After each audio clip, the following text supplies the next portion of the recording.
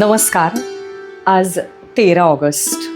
आज बालकवींचा जन्मदिवस. बालकवी म्हणजे त्र्यंबक बापूजी ठोंबरे. आपण त्यांना निसर्ग कवी म्हणून सुद्धा ओळखतो. आज 13 ऑगस्ट, बालकवींचा जन्मदिवस आणि आज श्रावणाचा पहिला दिवस. काही योगायोग आहे ना. त्यानिमित्तानं मला आज बालकवींची एक छोटीशी सुंदर कविता तुमच्यासमोर सादर करायची आहे. त्यांच्या अनेक गाजलेल्या कविता आपल्याला माहिती आहेत. श्रावणमासी, हर्षमानसी, औदुंबर अशा अनेक कविता गाजलेल्या आहेत आणि मी माझ्या यूट्यूब चॅनलवर या सगळ्या कविता सादर केलेल्या आहेत. त्याला तुम्ही सगळ्यांनी भरभरून प्रतिसाद दिलेला आहे. त्याबद्दल पुन्हा एकदा मनपूर्वक धन्यवाद. कसं आहे ना, श्रावण आला की आपलं सगळ्यांचंच मन उल्हसित होऊन जातं आणि म्हणता म्हणता तो श्रावण आज आलाच. श्रावण म्हणजे काय हो? शेत शिवाराला चिंब करणारा, झाडा फुलांना बहरून टाकणारा, पशुपक्ष्यांना सुखावणारा, मनामनांना फुलवणारा, चित्तवृत्ती उल्हसित करणारा, अवघ्या चराचराला नवं रूपडं देणारा तो श्रावण आला. सृजनाचा अनोखा आविष्कार असलेल्या या महिन्याचं आणि कवितांचं एक वेगळंच नातं आहे. श्रावण म्हणजे जीवनाच्या आनंद यात्रेतला एक उत्सवच असतो जणू. ज्येष्ठ आषाढात दमदार कोसळणारा पाऊस श्रावणात थोडा रमत गमत, उन्हाशी लपंडाव खेळत, थोडीशी मध्ये विश्रांती घेत असा तो बरसत असतो. जणू काही 2 महिन्यांच्या अविरत परिश्रमानंतर घेतलेली ही थोडीशी विश्रांती होय. या काळातच सृष्टी बहरते आणि नवं रूप लेऊन सजते. यावेळी अवनी धारण करत असते निसर्गदत्त सौंदर्याचा एक वेगळाच आविष्कार आणि आकाशही त्याला अपवाद नसतं. कारण ऊन पावसाच्या खेळातूनच नभात साकारतं ते सप्तरंगी इंद्रधनु. साहजिकच सारा आसमंतच मोहरून जातो आणि आपल्या जगण्याचं अवकाशही असंच मोहरून जातं.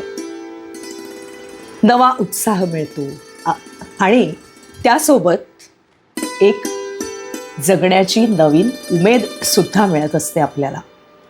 रिफ्रेश करून टाकतो बघा हा श्रावण. आज जी कविता मी तुमच्यासमोर सादर करणार आहे त्या कवितेचं शीर्षक आहे मेघाचा कापूस.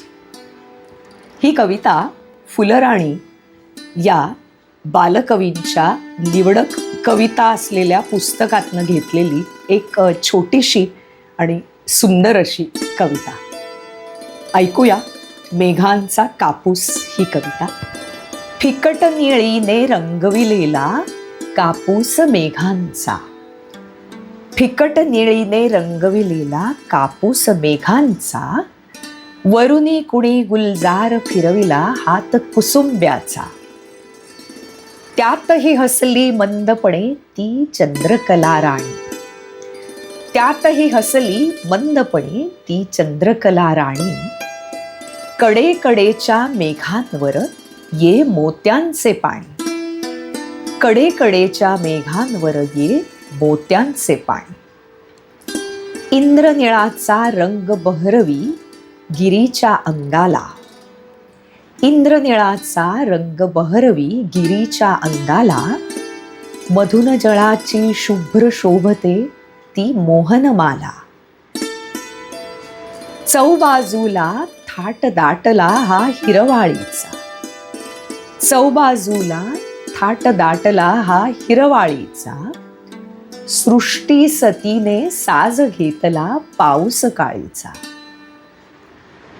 यशस्विनी सौभाग्य देवता, यशस्विनी सौभाग्य देवता माता जगताची, घोर घनघटा भूलिंगाला प्रक्षाळून गेल्या. यशस्विनी सौभाग्य देवता माता जगताची, घोर घनघटा भूलिंगाला प्रक्षाळून गेल्या. छोटीशी पण सुंदर कविता. या कवितेमध्ये बालकवींच्या आत्मानुभूतीपेक्षा कल्पकतेचं दर्शन आपल्याला प्रकर्षानं जाणवतं. प्रत्येक ओळीमध्ये, प्रत्येक शब्दामध्ये त्यांनी जे निसर्गाचं चित्र रेखाटलेलं आहे ते अतिशय प्रभावी असं चित्र आहे. माझ्या परीनं मी या कवितेचा अन्वयार्थ लावायचा प्रयत्न केलेला आहे. सादर करते मला वाटलेला या कवितेचा अन्वयार्थ. फिकट निळीने रंगविलेला कापूस मेघांचा. मेघांना ते कापूस म्हणतात आणि ते म्हणतात की फिकट निळ्या रंगाने रंगवलेला हा सुंदर असा मऊसूत कापूस आहे. पुढे ते म्हणतात, वरुनी कुणी गुलजार फिरविला हात कुसुंब्याचा. कुसुंब्याची फुलं असतात, त्यांचा रंग तांबट केशरी असतो. तर पुढच्या ओळीत ते असं म्हणतायत, वरुनी कुणी गुलजार फिरविला हात कुसुंब्याचा. जणू काही एखाद्या चित्रकारानं अलवारपणे, हळुवारपणे या तांबट केशरी रंगाचा हात फिरवलेला आहे. म्हणजे तो रंग ब्रशने देतो तसा तो रंग त्या ढगांवर फिरवलेला आहे. त्यातही हसली मंदपणे ती चंद्रकला राणी, कडेकडेच्या मेघांवरही मोत्यांचे पाणी. चंद्रकला जी ढगाआडून किंवा ढगातनं आपल्याला दिसते ती हसत आहे असा भास होतो. आणि कडेकडेच्या मेघांवर जे पाणी आपल्याला दिसतं किंवा कधी वीज चमकताना दिसते, जणू काही ते मोत्यांचं पाणी आहे असं बालकवी म्हणतात. पुढच्या कडव्यात ते म्हणतात, इंद्रनिळाचा रंग बहरवी गिरीच्या अंगाला, मधुन जळाची शुभ्र शोभते ती मोहनमाला. म्हणजे इंद्रधनू मधला निळा रंग, आभाळाचा निळा रंग, या निळ्या रंगांमुळे जणू काही सगळ्या डोंगर माथ्यांना एक बहर आल्याचा आपल्याला भास होतो. जणू काही या डोंगर माथ्यांचं कोणीतरी निळ्या रंगाने त्याची सजावट केलेली आहे असा भास होतो. पुढे ते म्हणतात, मधुन जळाची शुभ्र शोभते ती मोहनमाला. या सगळ्या डोंगर माथ्यांवरनं आपल्याला दिसणारे छोटे मोठे निर्झर पाण्याचे धबधबे जे पांढऱ्या शुभ्र रंगाचे असतात त्याला ते मोहनमाला म्हणतात. मधुन जळाची शुभ्र शोभते ती मोहनमाला म्हणजे हे सगळे वाहणारे निर्झर एखाद्या मोहनमाळेप्रमाणे आपल्याला भासतात. चौबाजूला थाट दाटला हा हिरवाळीचा, सृष्टी सतीने साज घेतला पाऊस काळीचा. चारी बाजूला हिरवळ दाटलेली आहे, पावसाळा चालू आहे आणि जणू काही हा हिरवा मखमली गालीच्या या सृष्टीने अंथरलेला आहे. आणि या पाऊस काळीचा म्हणजे पाऊस काळात, पावसाळ्यात हा साज लेवून ही सृष्टी नटून थटून आपल्या स्वागतासाठी हजर आहे.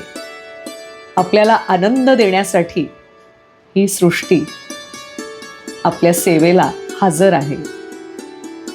म्हणूनच तर म्हणतात ना, श्रावणात आपण उल्हसित का होतो, तर आजूबाजूला असणारं हे निसर्गाने नटलेलं असं वातावरण निश्चितच आपल्याला आनंद देऊन जातं.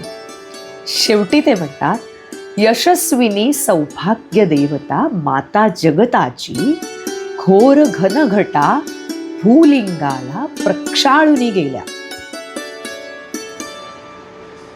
ते या धरती मातेला यशस्विनी सौभाग्य देवता असं म्हणतात. आणि ही धरती माता आणि ही सृष्टी जणू काही अख्ख्या जगताची माता आहे. आणि हे जे पृथ्वीचं भूलिंग आहे, ही जी पृथ्वी आहे, त्या पृथ्वीच्या लिंगावर घोर घनघटांमधून जो बरसणारा पाऊस आहे त्याचा अभिषेक झालेला आहे. आणि हे लिंग प्रक्षाळून निघालेलं आहे. अशी ही सुंदर कवी कल्पना. बालकवींना पुन्हा एकदा विनम्र अभिवादन. आशा करते तुम्हाला सुद्धा ही कविता आवडली असेल. तुम्हाला या कवितेचा अन्वयार्थ काय वाटतो ते मला जरूर कमेंट्समध्ये लिहून कळवा. कवितेला, व्हिडिओला लाईक करा. हा व्हिडिओ काव्यरसिकांसोबत शेअर करा आणि चॅनेलला नक्की सबस्क्राईब करा. पुन्हा भेटू अशाच एका सुंदर कवितेसह. तोपर्यंत तुम्हाला सगळ्यांना नमस्कार आणि खूप खूप धन्यवाद.